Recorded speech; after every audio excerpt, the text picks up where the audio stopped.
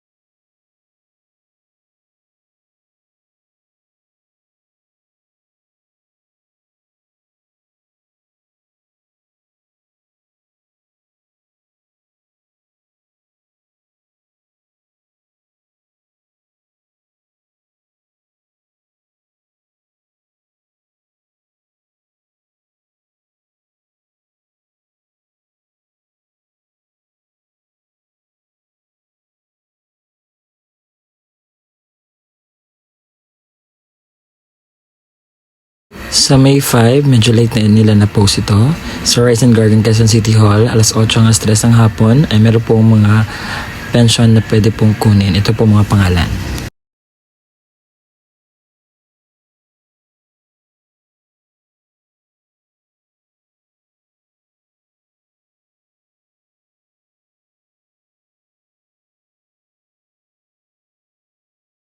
Sa Pasig City ay meron po magaganap na payout sa May 6, 2026 sa San Jose Covered Court, Barangay San Jose sa alas 9 hanggang alas 3 ng hapon sa mga barangay na ito. Barangay Bagong Katipunan, Barangay Kapasigan, Barangay San Jose, Barangay Santa Rosa, Barangay Sumilang, Barangay Bambang. Sa Oscar ng Talibon sa May 6, 2026 meron pong magaganap na payout sa venue po ng San Isidro, ang Barangay San Pedro na may 72 pensioners at Barangay San Isidro na 201 pensioners. Morning po ang inyong payout. Sa Team B, ang venue po ay sa Blintawak sa Barangay San Jose na may 295 pensioners at Barangay Blintawak na may 129 pensioners. Umaga po ang inyong payout. Sa Team B, Cultural Center, ang Barangay San Francisco na may 267 pensioners at Barangay Poblacion na may 43 pensioners. Hapon po ang inyong pong payout.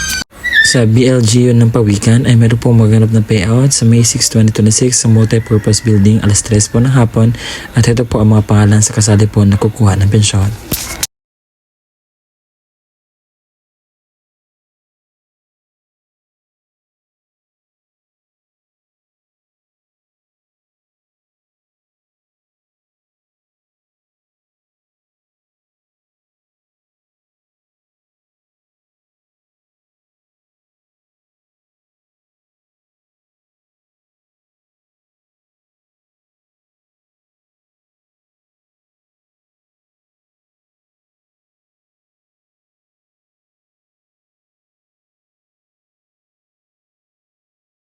Ito po ang bagong venue ng Social Pensioner sa May 6, 2026 sa Annex Building na po sa back of the municipal po ng Santo Tomas as 11 hanggang 1:30 ng hapon po. Ang kumpletong detalye sa magaganap po na payout sa social pension for indigent senior citizens sa araw po na aking sinasabi. At baka may nagtatanong sa akin, Sir, totoo po ba itong sinasabi ninyo? Baka po mas-scam kami. Ang lahat po ng aking ibinabalita sa inyo ay totoo pong mangyayari. At Sir, bakit wala po ang aming lugar dyan?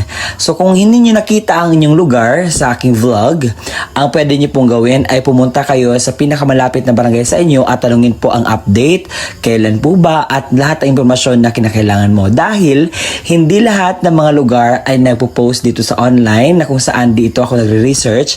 Ang nakikita ko lang po yung mga barangay mismo na nagpo-post dito at binavlog ko nang sa gayon po maging aware po kayo. So kung may mga barangay man kayo na hindi masyadong nagpo-post online, so pwede nyo pong puntahan dyan nang sa gayon ay maging updated po kayo. Okay? So magtatanong kayo, Sir, ano ba ang mga requirements na dapat namin i-ready para po sa payout? So na ilista ko na, nasabi ko na kanina lahat ng mga detalye. Kung may katanungan ka pa, you can just ask the question. O ito na ang kumpletong detalye ng mga requirements na dapat mong i-ready para po sa inyo pong payout na makuha. CSWDO at OSCA na mayroong original na pirma na MSWDO, OSCA, Senior Citizens at Authorized Representative.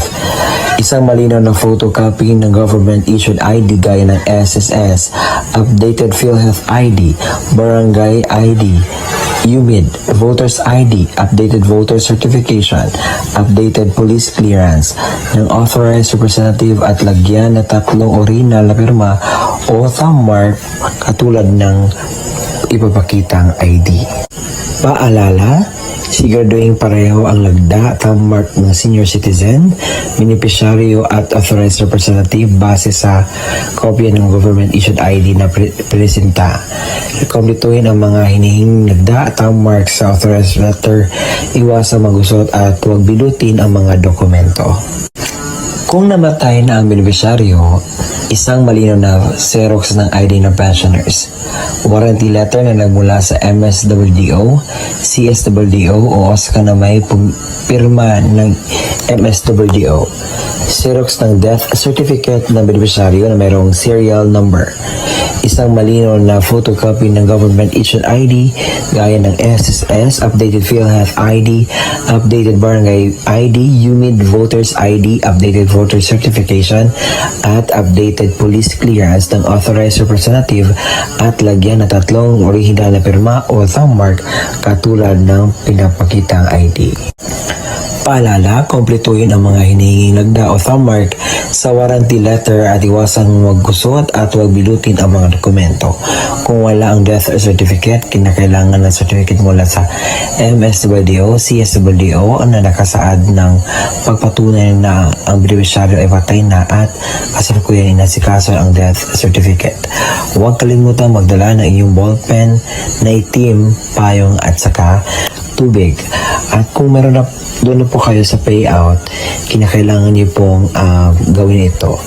Kinakailangan kumain muna kayo before pumunta sa payout.